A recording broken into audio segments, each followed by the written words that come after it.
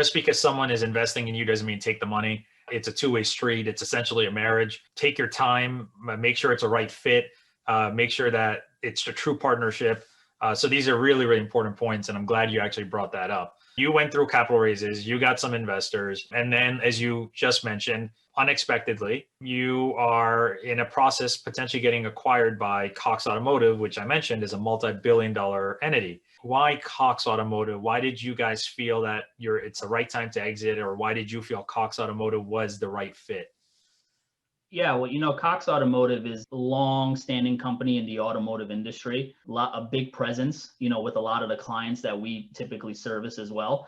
As I did my reverse due diligence on Cox through this whole process, I understood what they were trying to get into for the future. And it kind of was very aligned with the RideKleen roadmap and how I envisioned this company growing as well. So one, I think it was a great fit as far as a business roadmap and what the future, had in stake for both of us.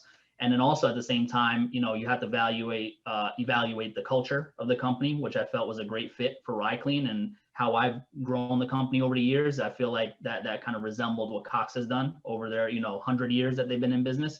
And so I think those are some of the things that I felt would make it a good fit.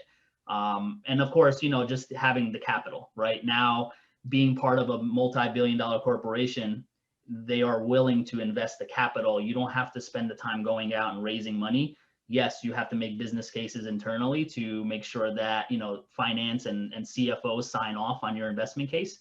But it's a very different beast when you're trying to go out there and raise capital from investors. Due diligence is something that I've mentioned in my introduction.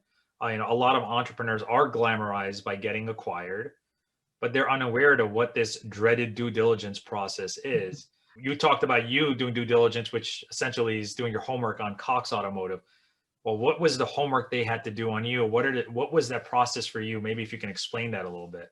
Those were some definitely rough times for me, as an entrepreneur and running RideKleen and going through that diligence process, because as I went through that, I still had to maintain and run the company. So it was almost like doing two different jobs at the same time. I think the due diligence process can be as easy as you set it up from the beginning. And what I mean by that is, if your goal was to eventually exit the company at some point, and that's kind of the mindset that you started out with, you want to take the necessary steps from the beginning to keep your house in order so that when the due diligence process comes, it's a lot easier for a lot of the processes to transpire versus trying to, at the last second, put all the pieces together, right? Everything from financing, accounting, to your operations, having things documented, manuals, having an HR process. I mean, these are all the things they will dive into, because the reality is they believe in the leadership, but two, what are they buying, right? If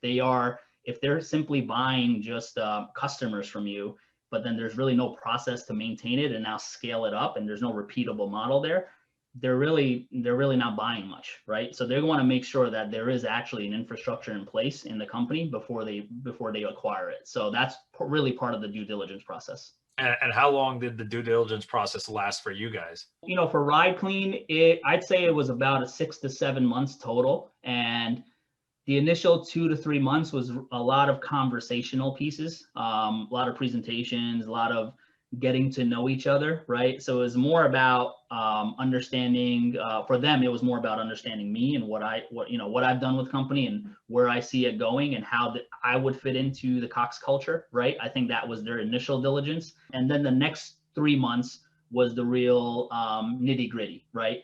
Let me see your books. Let's take a look at your processes. Let's take a look at how many employees you have. How did you recruit them? How did you hire them, right? So that's where all that started to come in. So I'd say overall, the entire process was about 6 to 7 months. But again, that can vary, right? If you're a company generating $500 million of revenue and you're going through an acquisition, that could take a year and a half. So it depends on your size, right? RideKleen was probably one of their smaller acquisitions, but even that took about 6 to 7 months.